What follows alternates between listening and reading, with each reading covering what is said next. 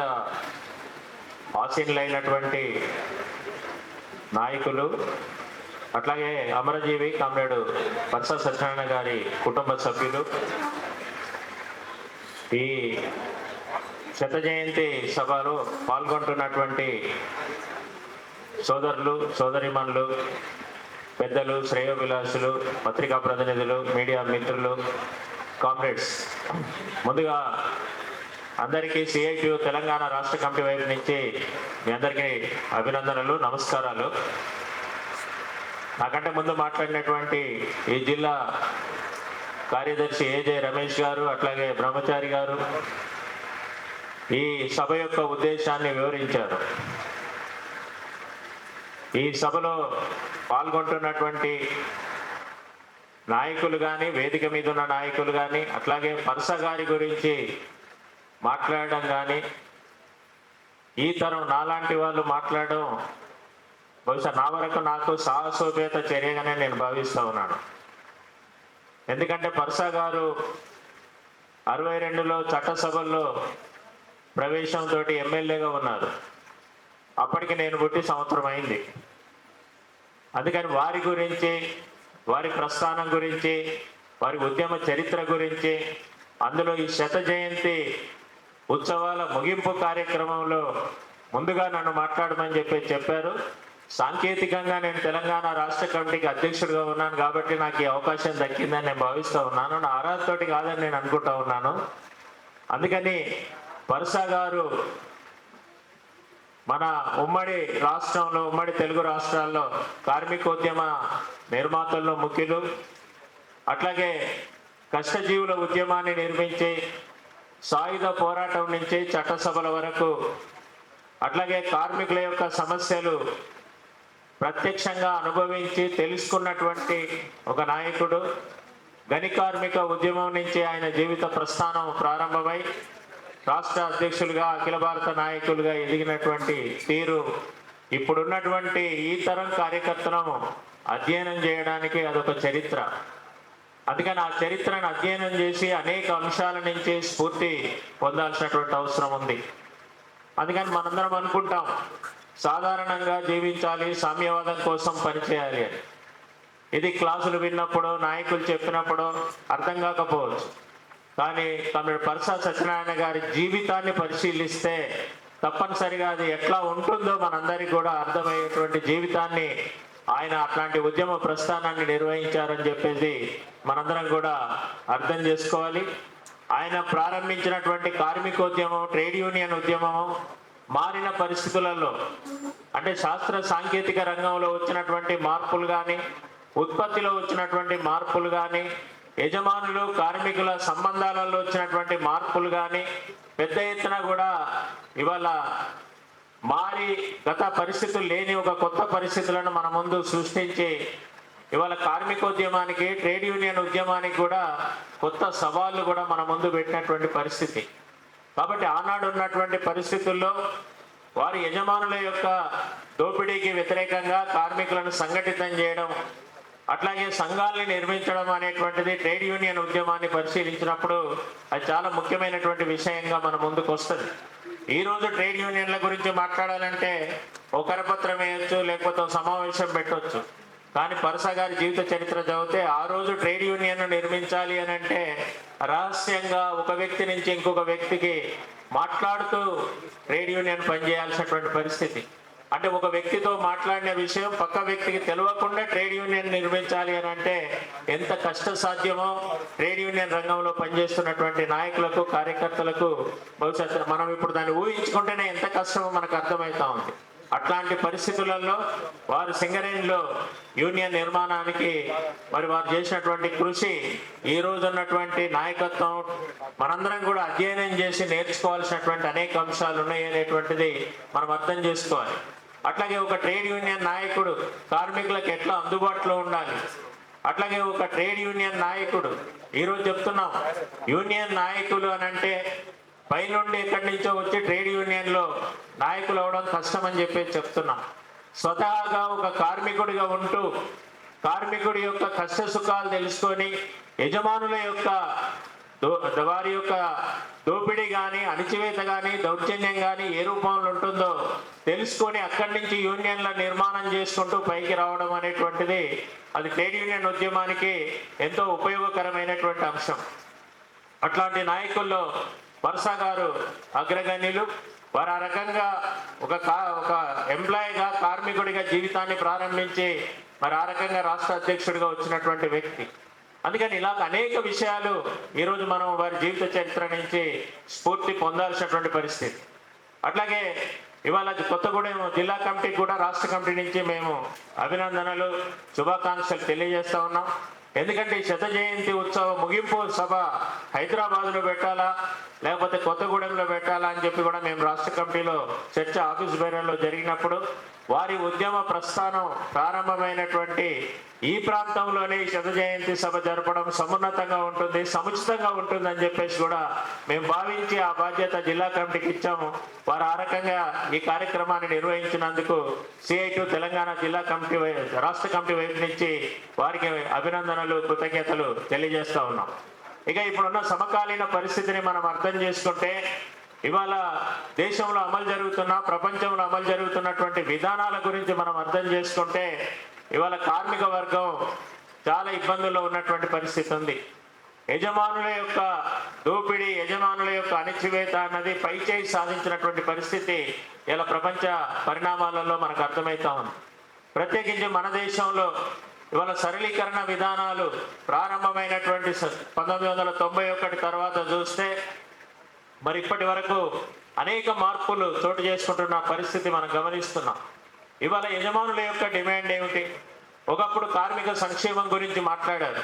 Trade యూనియన్లు పెట్టుకోవాలి, కార్మిక సంక్షేమం, లేకపోతే కార్మిక సంక్షేమానికి ఉపయోగపడేటువంటి చట్టాల్ని రూపొందించడం పాలకులు తమ బాధ్యతగా భావించారు. అంటే కార్మిక వర్గం పక్షాన చేసినా చేయకపోయినా కనీసం ఆలోచన చేసి ఆ రకంగా మేము చాలా సానుభూతితో ఉన్నాము అనేటువంటి ఒక వాతావరణం గతంలో మనం చూసాం. కానీ ఈరోజు ఉన్నటువంటి పరిస్థితి అది కాదు. ఇవాళ యజమానులు కోరుకుంటా ఉన్నారు, యూనియన్ లేనటువంటి పని ప్రదేశం కావాలి, యూనియన్ ఫ్రీ వర్క్ ప్లేస్ అని చెప్పేసి ఈరోజు చెప్తా ఉన్నారు. అట్లాగే ఈరోజు యజమానులు తమ అవసరానికి కార్మికులను భర్తీ చేసుకోవడం, రిక్రూట్ చేసుకోవడం, అవసరం లేదని యజమాని భావిస్తే కార్మికుడిని తొలగించడం, దీన్నే హైర్ అండ్ ఫైర్ విధానం అని చెప్పేసి మనం చెప్తున్నాం. అంటే ఇది కావాలి అని చెప్పేసి భారత పెట్టుబడిదారులు, భారతదేశంలోని యజమానులు, కార్పొరేట్ కంపెనీలు కోరుకుంటా ఉన్నాయి. కానీ ఇప్పుడు ఈ కోరికను నెరవేర్చడానికి నరేంద్ర మోడీ రూపంలో కేంద్రంలో ఉన్నటువంటి ప్రభుత్వం, ఇవాళ బీజేపీ ప్రభుత్వం దాన్ని అమలు చేయడానికి పూనుకున్నటువంటి పరిస్థితులు స్పష్టంగా మన ముందుకు వచ్చినాయి.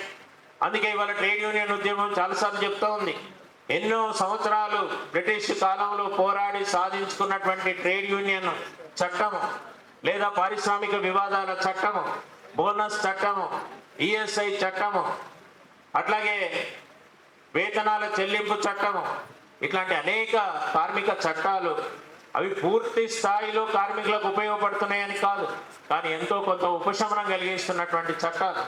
ఇవన్నీ పోరాడి సాధించుకున్నటువంటి చట్టాలు. ఈ చట్టాలన్నీ కూడా ఇవాళ యజమానులకు కంటగింపుకున్నటువంటి పరిస్థితి. అందుకని ఈ చట్టాలన్నీ మార్చాలి. పైకి ఏం చెప్తున్నారంటే ఇవన్నీ చాలా సంక్లిష్టంగా ఉన్నాయి, ఈ చట్టాలు చాలా సరళతరం చేయడం కోసం మేము కార్మిక చట్టాలని మారుస్తున్నామని చెప్పేసి చెప్పారు. అట్లాగే పని పరిస్థితులు మెరుగవుతాయని చెప్పేసి పేపర్లలో చెప్తా ఉన్నారు. అట్లాగే కనీస వేతనాలకు గ్యారంటీ వస్తుంది, ఈ చట్టాలు రద్దయి కొత్త చట్టాలు వస్తాయని చెప్పేసి చెప్తున్నారు. కానీ ఇవన్నీ అవాస్తవాలు. ఇవాళ 29 రకాల కార్మిక చట్టాలని రద్దు చేసి 4 లేబర్ కోడ్స్ని ఈ ప్రభుత్వం ఏదైతే అమలు చేయడానికి పూనుకుంటా ఉందో, ఇందులో 2019లో వేతనాల కోడ్ అమలు పార్లమెంట్ ఆమోదించింది. 2020వ సంవత్సరం సెప్టెంబర్ మాసంలో కరోనాతో జనమంతా కూడా మరి కోవిడ్ వచ్చిన సందర్భంలో ఆంక్షలుండి మరి కార్మికులు ఎవరూ రోడ్ల మీదకి రానటువంటి నేపథ్యాన్ని చూసుకొని పార్లమెంట్లో ఉన్న మెజార్టీ తోటి బీజేపీ ప్రభుత్వం, నరేంద్ర మోడీ ప్రభుత్వం మరి ఆ రకంగా ఇంకొక 3 లేబర్ కోడ్స్ని ఆమోదింపజేసుకున్నారు. ఆ తర్వాత కార్మిక వర్గం అఖిల భారత స్థాయిలో చేసిన ప్రతిఘటన, సమ్మెలు, వీటన్నింటి ప్రభావంతో అనేక రాష్ట్ర ప్రభుత్వాలు కూడా ఈ లేబర్ కోడ్స్ను అమలు చేయడానికి అవసరమైన రూల్స్ని రూపొందించడంలో వాళ్ళు చూపుతున్నటువంటి కొంత వ్యతిరేకత కారణం ఏదైనా ఇప్పటికి ఇంకా అవి గజెట్ అయి అమల్లోకి రాలేదు. రేపు అవి అమల్లోకి వస్తే ఈ భారతదేశంలో ఉద్యోగ భద్రత అనేది గాలికి పోయేటువంటి పరిస్థితి. ఇలా కనీస వేతనం గురించి డిమాండ్ చేసే పరిస్థితి ఉండదు. కనీస వేతన చట్టానికి ఎట్లాంటి ఒక చట్టబద్ధత లేనటువంటి పరిస్థితి.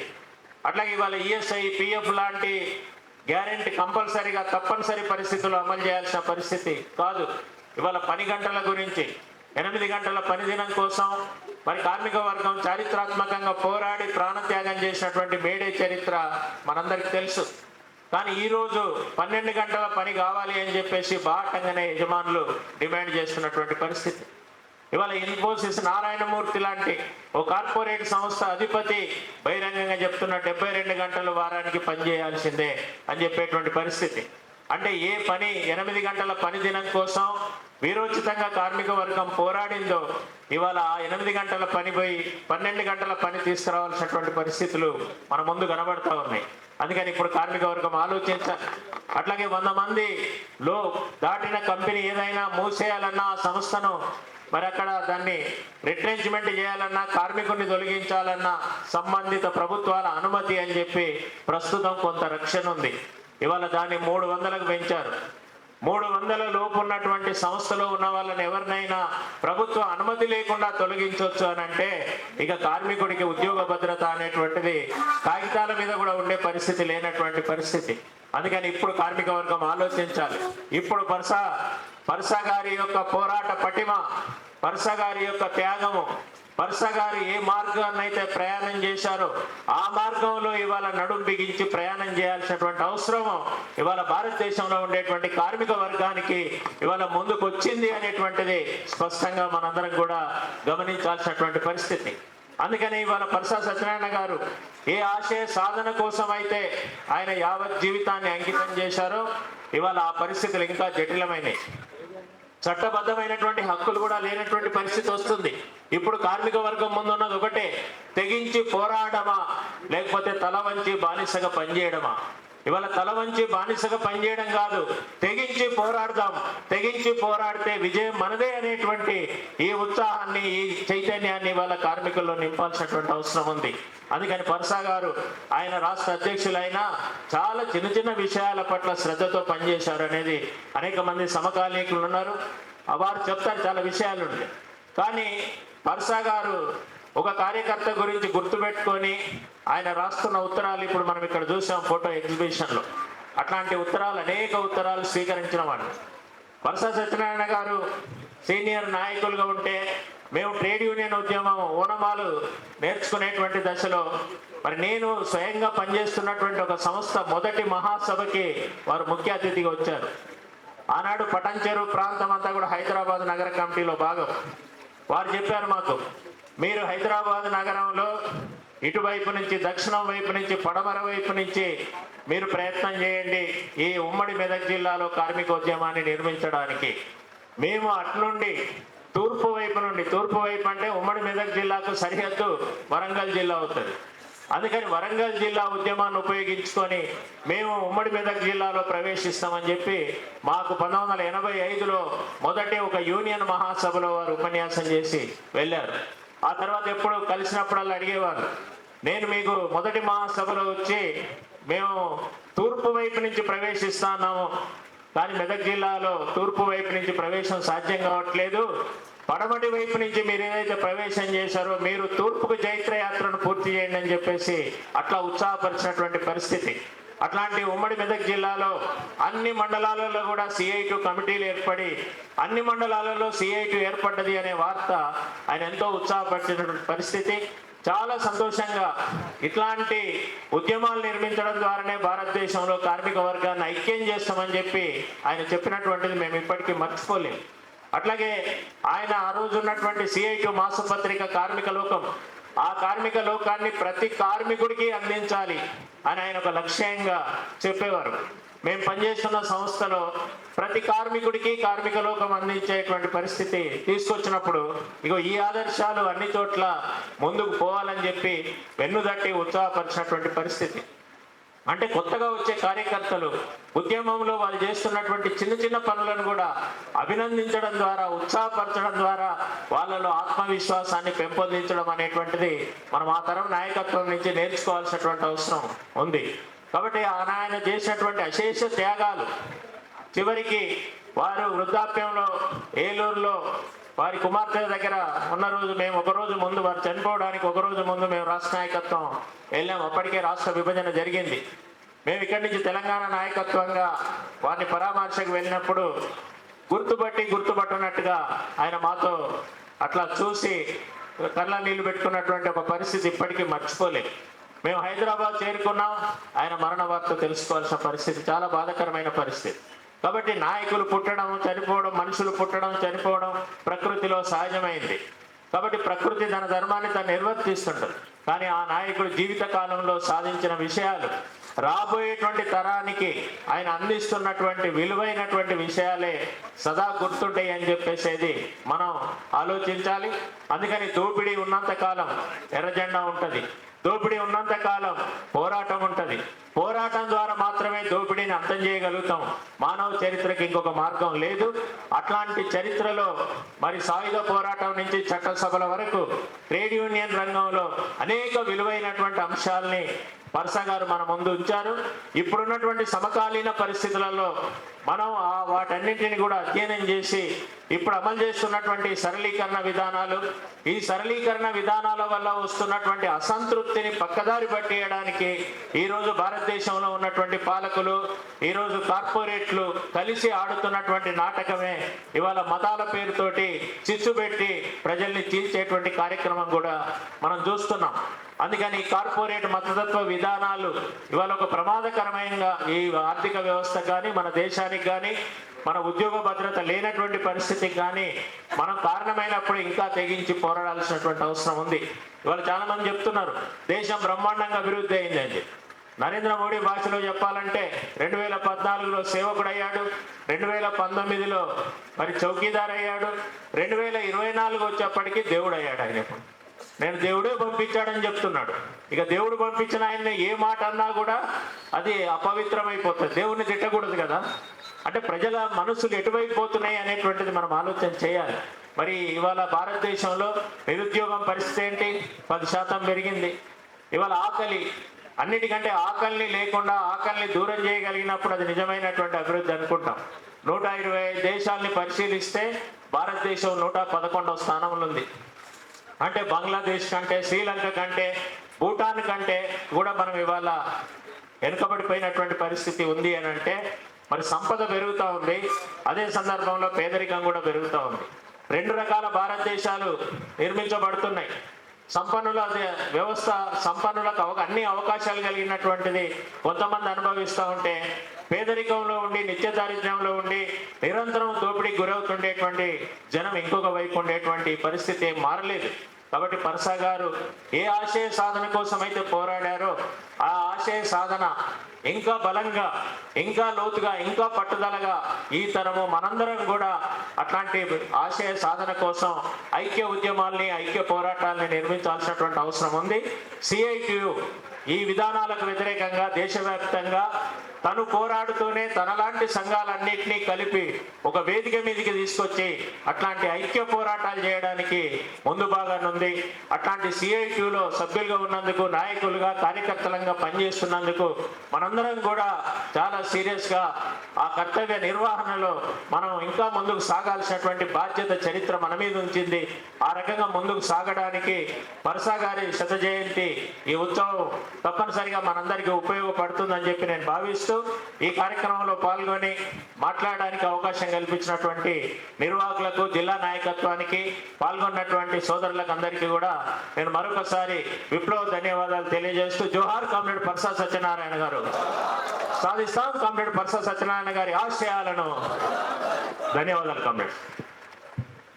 కామ్రేడ్ సిఆర్ గారికి ధన్యవాదాలు.